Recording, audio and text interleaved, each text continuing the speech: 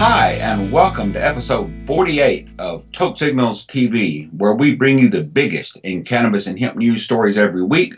I'm Steve Elliott, the editor at tokesignals.com, and I'll be guiding you through the news. First of all, let's look at some pretty flowers. We've got our Toke Signals bud pick of the week here. It is an indica strain called Black Water, and it is my understanding that these genetics are a combination of Mendo Perps and San Fernando Valley Kush. In any event, you can see the spectacular results right there. Let's do the news now, shall we? In the United States this week, a marijuana PTSD researcher was abruptly fired from the University of Arizona. This prominent marijuana researcher, who only months ago had received rare federal approval to study the effects of cannabis on patients with post-traumatic stress disorder, has been abruptly fired by her employers there at the University of Arizona. Professor Suzanne A. Sisley's dismissal puts her research at risk and has caused dismay among medical marijuana advocates. Dr. Sisley, a clinical professor of psychiatry, said she was fired after her research created unwanted attention for the university from legislative Republicans who control its funding. This is a clear political retaliation for the advocacy and education I have been providing the public and lawmakers, Dr. Sisley said. I pulled all my evaluations, and this is not about my job performance. University officials refused to explain the non-renewal of Sisley's contract, but they claimed their motives weren't political. The university has received no political pressure to terminate any employee, claimed University of Arizona spokesman Chris Sigurdson, who noted that the university supported a 2013 legislative measure permitting such studies. Dr. Sisley got letters from university officials on Friday telling her that she will be terminated from her job on September 26th. The letters offered no explanation beyond citing guidelines which permit the university to fire its employees. In accordance with those policies, my decision is final and is not subject to further administrative review, pronounced a memo emailed to Dr. Sisley from Stuart Flynn, Dean of the University of Arizona College of Medicine. The National Institute on Drug Abuse, NIDA, which has become notorious for refusing to fund any studies except those that seek to find the harmful effects of cannabis, had moved in March to approve Sisley's research, a very rare occurrence. Dr. Sisley was authorized to get marijuana from the federal pot farm at the University of Mississippi for a study that was long ago approved by the Food and Drug Administration. The decision gave hope to other scientists that the Obama administration had shifted federal thinking when it comes to marijuana prohibition. But back in Arizona itself, the research plan upset some important Republicans. When a powerful GOP state senator moved to block Sisley's state research money, which would have provided marijuana to military veterans in an observation facility on campus, some of Dr. Sisley's allies launched an unsuccessful recall effort. Dr. Sisley said she wasn't involved, but university officials were upset that some activists had used the University of Arizona logo on one of their political flyers. Sisley said at that point, a university vice president commanded her to draft a statement outlining, quote, all of her political activism, an order with which she complied. I didn't even support the recall, Sisley said. I thought it was a waste of energy. There is still a chance Sisley might pursue the research at another university if she can land another faculty position, but she's pessimistic about that possibility. Any university president is going to worry about taking me on, she said, especially at a public university where you have to rely on the good graces of the legislature. These lawmakers hate me. The firing will set back the study even if she finds another university job. Sisley had to work for months to persuade the University of Arizona's independent research board to allow her study. That would start all over again if she begins at another university.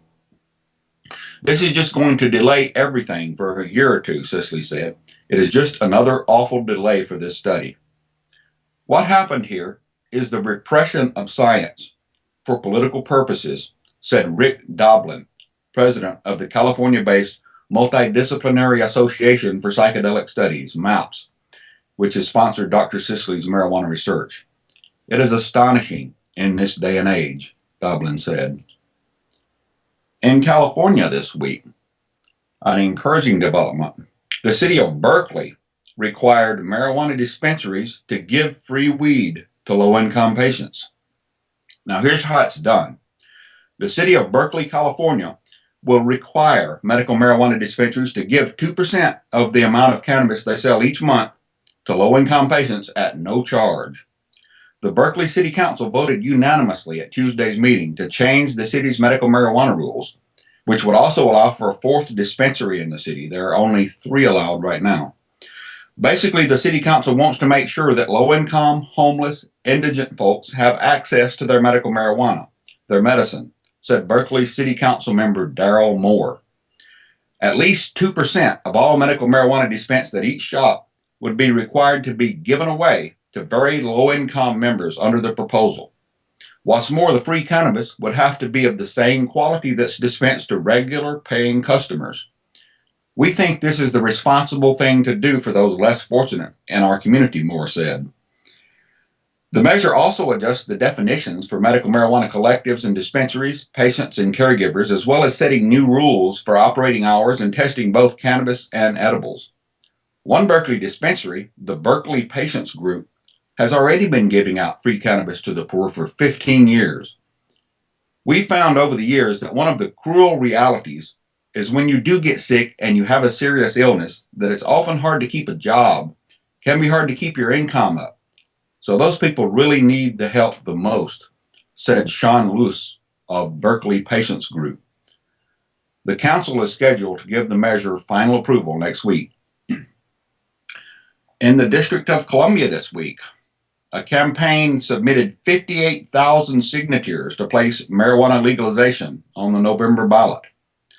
The D.C. Cannabis Campaign will submit those signatures to the D.C. Board of Elections on Monday at 10 a.m. in order to place Initiative 71 on November's ballot. The Board of Elections will then have 30 days to verify that the campaign has the required 23,780 signatures to qualify. So they more than doubled the required amount, to be sure.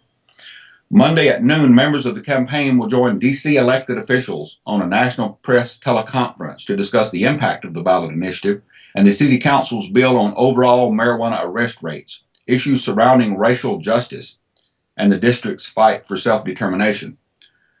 D.C. hopes to follow in the steps of Colorado and Washington by legalizing marijuana, and polls show the issue is popular among district residents, with support cresting over 60%. The District of Columbia currently has the highest per capita marijuana arrest rates in the United States. In 2010, black people in the district accounted for 91% of all marijuana arrests, even though black and white people use marijuana at roughly similar rates. Initiative 71 allows adults over the age of 21 to possess up to 2 ounces of marijuana on their person at any time and allows for the cultivation of up to 6 marijuana plants at home. District law prevents the ballot initiative from addressing the sale of marijuana. However, the D.C. City Council is currently considering a bill which would tax and regulate marijuana within the district. This initiative builds on the work of the D.C. City Council, which decriminalized marijuana this past spring. However, as data from numerous jurisdictions around the country indicate, decriminalization alone is not enough to change police practices. Colorado and Washington have seen precipitous declines in marijuana arrests since enacting legalization in 2012, saving these states millions in tax dollars, and more importantly, eliminating the collateral consequences associated with arrests for marijuana possession. An appropriations rider submitted by Representative Andy Harris, a Republican from Maryland, has the potential to threaten decriminalization and prevent district residents from voting on this issue. It was adopted by the U.S. House Appropriations Committee at the end of June. If included in the 2015 budget, the rider would be an affront to the district's right to home rule, while ensuring that thousands of district residents continue to be arrested and suffer the collateral consequences associated with a criminal record. In response, district residents are organizing a boycott of Ocean City, part of Representative Harris's district, as a show of their disapproval of Harris's intervention in D.C. affairs. The Washington Department of Health this week and the Washington State Liquor Control Board are at odds over marijuana edibles. Now, it's been almost 2 years since the voters of Washington State approved limited marijuana legalization measure Initiative 502. But apparently, those 2 years weren't long enough for Washington State bureaucrats to figure out exactly what constitutes a cannabis infused edible product, or even if such products are legal. Two issues, both of which were supposed to have been settled long ago, have come to the fore. Number one, will sales of marijuana infused edible products be allowed? And number two, will infused food items be considered as marijuana? That is, will 16 ounces of infused brownies be treated legally as a pound of marijuana? You would think such questions would have been answered already in the protracted 2-year run-up to the implementation of I-502. Aren't these state agencies, the Department of Health and the Liquor Control Board, even talking to each other about implementing this new law? These uncertainties came to light this week after Seattle-based Magical Butter planned to offer infused medibles from their well-known food truck at an event in Snohomish County. As part of laying the groundwork for that, the company requested and got a meeting with the county health department, making sure all their I's were dotted and their T's were crossed beforehand. We got a nasty phone call from Pat Slack, commander of the Snohomish Regional Drug and Gang Task Force. And he said, "What are you doing in my county?" Magical Operations Manager Lila York of Magical Butter told Toke Signals. "We were asked to stop selling cannabis-infused products," York told us. "At that point, we decided to voluntarily pull out of the event." According to York, Officer Slack, a vocal opponent of marijuana who has whined in the Wall Street Journal about legalization reducing his drug task force's budget, threatened to charge anyone in possession of edibles by charging them with marijuana possession for the full weight of the edible. He says anything we sell will be pot weight, Lila told me. A quarter-pound burger will be considered a quarter-pound of dope, is the way he put it. After changing their plans and deciding instead to operate the infused medibles food truck at another event, this one in the community of Black Diamond, Washington, Magical Butter got yet another law enforcement call, this time from the Drug Task Force in Pierce County. It turns out that the Washington Department of Health isn't on the same page as the Washington Liquor Control Board when it comes to marijuana-infused foods. According to rules adopted by the Liquor Control Board last year, up to 16 ounces of cannabis-infused food and up to 72 ounces of infused liquids are permissible under I-502. They haven't yet defined how much cannabis hash oil and how much liquid are required to call it an infused liquid. So conceivably, nearly pure hash oil, for instance, could be sold with an inert carrier liquid added to satisfy the letter of the law and to make it, quote-unquote, infused. But the Department of Health apparently doesn't see it that way. As far as the Department of Health is concerned, any kind of medible is going to be an illegal, adulterated product, York told me. This affects everyone. Confusingly enough now, the Liquor Control Board this week unveiled a revised set of new emergency rules concerning marijuana-infused edibles. The rules, the LCB said, were necessary to provide additional clarity to the marijuana rules regarding marijuana-infused products, specifically products that are appealing to children. The rules ban, for instance, the use of cartoon characters on the packaging and require that the warning, "This product contains marijuana," be included.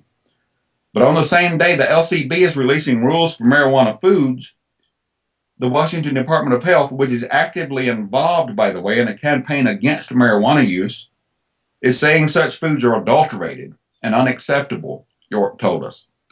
They are disagreeing with the Liquor Control Board and saying that anything infused with cannabis is adulterated, as in poison, she said. The Liquor Control Board is like, no, medibles are okay, but we're not sure what they're going to come up with. According to Lila, Magical Butter has requested to meet with the health boards of Snohomish and Pierce counties. They asked to meet with us in order to go forward with policy in the next 3 weeks, York said. The Department of Health started it, but then it went to the Liquor Control Board, and then it went to the drug task forces. We're not sure who is going to be there at the meeting at this point, but we're trying to get as many of the key players together as possible in one spot. According to Lila, no date for the meeting is yet established, but they are saying within the next 3 weeks because they have to have it done by a certain date. We actually voluntarily pulled out of this, York said. We were never told, don't you dare do this. Even though we're within the bounds of legality in Washington State to do this, we don't want to ruffle feathers. We need to get a clear ruling from the Department of Health and the Liquor Control Board, York said. The LCB and the Department of Health are going to have to figure this out. They can't have it both ways. According to activist Steve Surich of the Seattle-based Cannabis Action Coalition, who said he has reviewed the applicable sections of the federal Food, Drug, and Cosmetic Law, there is nothing specific about cannabis in Section 402. I am unclear about the specific issues in the law that qualify the addition of cannabis as adulterated, Surich said.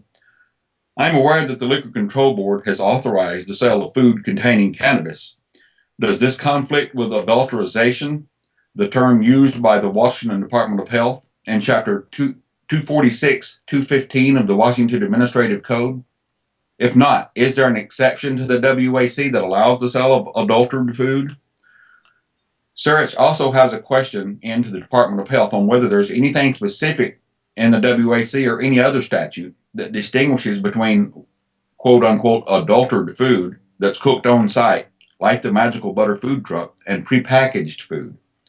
This looks like there are some potentially serious conflicts, and I'd like to make sure that I give my clients authoritative information, preferably in writing from the appropriate agencies involved, Surich wrote to the Department of Health. In Oregon this week, the first Kaya Shack medical marijuana dispensary opened, and it's part of a planned chain. It was bound to happen, and now it has. The first of a planned national chain of medical marijuana dispensaries has opened. The very first Kaya Shack opened Thursday morning in Portland, Oregon, and began sales to licensed medical marijuana card holders. The Kaya Shack dispensary opened at 10 o'clock in the morning in a 1,000-foot storefront near Southeast 17th Avenue and Hawthorne Boulevard in Portland. As required by Oregon law, the company has a state resident responsible for the dispensary. The planned Kaya Shack chain is owned by the Florida-based Alternative Fuels Americas Incorporated, AFAI. It's a majority-owned subsidiary, Marijuana Holdings Americas Incorporated. Marijuana Holdings Americas is one of only a handful of out-of-state companies that have ventured into Oregon's medical marijuana market in the past 16 years, since voters approved medical cannabis in 1998. Our analysis showed that Oregon was the next state of any significance, CEO Craig Frank told the Portland Tribune's Kevin Harden in May, so we focused on Oregon. The opening places AFAI is the first publicly traded company in the United States to own a majority interest in a marijuana dispensary conducting legal sales of cannabis, according to the company. We are very excited to be opening the first Kaya Shack, said Frank. We believe our brand is unique and inviting, and our staff is well trained to provide a friendly and knowledgeable consumer experience.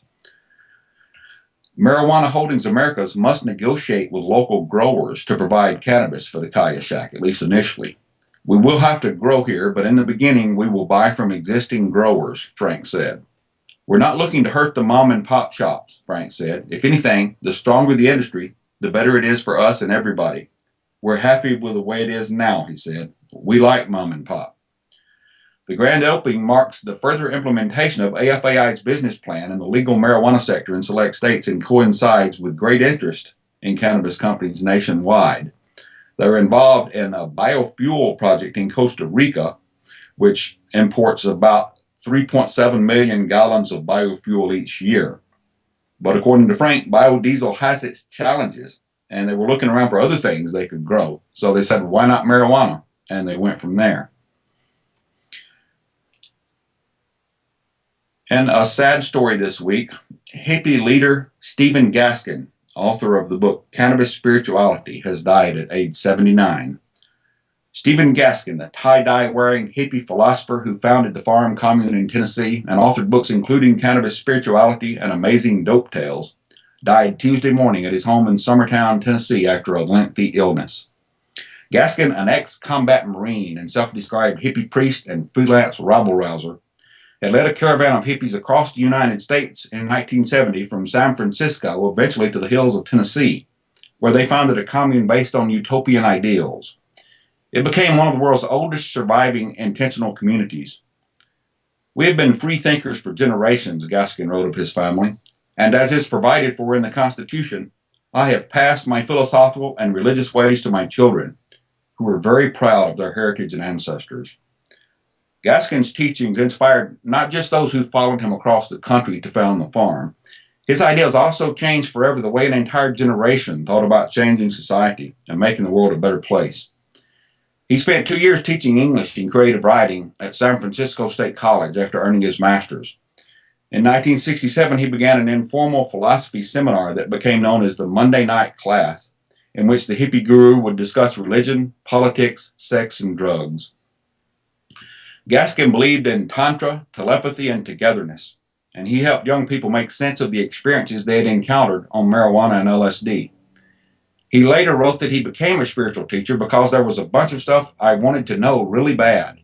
I went out looking to learn it and found that it was really hard to answer the questions I wanted answered. I also saw that one man, if he was honest and kept the faith and pushed long enough, could move enough of the world to make a difference, he wrote. And that was such a turn-on of an idea that I thought I'd try to do it. And I've been doing it ever since, and so far it's working. Gaskin and hundreds of members of the Monday Night Class in 1970 embarked on a cross-country speaking tour in a convoy of campers, Volkswagen vans, and brightly decorated school buses. When they got back to California, they decided to search for something better, and Gaskin decided to go out to the middle and find some land. They found a place just outside Summertown, Tennessee, where a moonshiner sold them 1,000 acres for $70 an acre.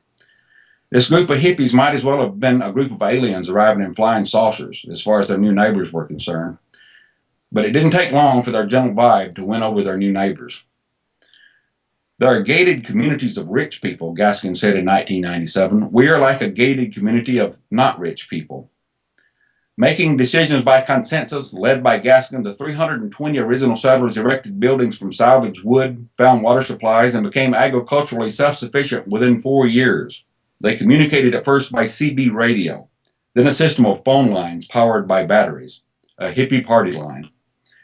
With this self-sustaining society based on nonviolence, vegetarianism, and respect for the earth, members willingly took a vow of poverty, grew their own food, and home-delivered babies. The farm became the biggest, longest-lived, and most successful hippie commune of them all. Gaskin remained there on the farm until his death, even after private property was instituted on the farm. He said, "I'm just grateful the people around here had a big enough heart to take us in." About 200 residents still live there on the farm. In the Philippines this week, 20 lawmakers signed on as co-authors of a medical marijuana bill. It would legalize marijuana for medical purposes. House Minority Leader Ronaldo Zamora is among the supporters of the bill, the Compassionate Use of Medical Cannabis Act, House Bill 4477, filed by Representative Rodolfo Albano III. Right now, the bill has been backed by at least 20 lawmakers and counting, according to Albano. For the record, the measure would not decriminalize the sale and use of marijuana, as this is intended for medical purposes. It is just a matter of explaining to them what the bill is all about. House Minority Leader Zamora said it's time for the Philippine Congress to open its discussions on the medical benefits of cannabis. We are in agreement that marijuana for medicinal, strictly medicinal purposes should be examined, he said. For recreational purposes, that's an entirely different issue. If strictly for medicinal purposes, there is a strong possibility that the bill will be approved, said House Deputy Minority Leader John Jorge Banal Jr. from Quezon City. I think members of the House would definitely welcome Representative Albano's presentation at the committee level on how marijuana can help cure epilepsy, depression, and even cancer, as the proponent asserts. Albano said the medical use of cannabis goes back as far as 10,000 years ago in traditional Chinese and Indian medicine. Before we go this week, there's a must-read story you should check out on tokesignals.com. It's entitled "Shame on KPLU for Inaccurate Hyattville Medical Marijuana Scare Story." And unfortunately, we have a local NPR affiliate here in Washington State that is peddling some scare misinformation about medical marijuana dispensaries in this state. This article takes them to task and disproves their assertions conclusively. So you want to check that out on tokesignals.com. We'll see you next week, and I hope until that time you decide to stay lifted.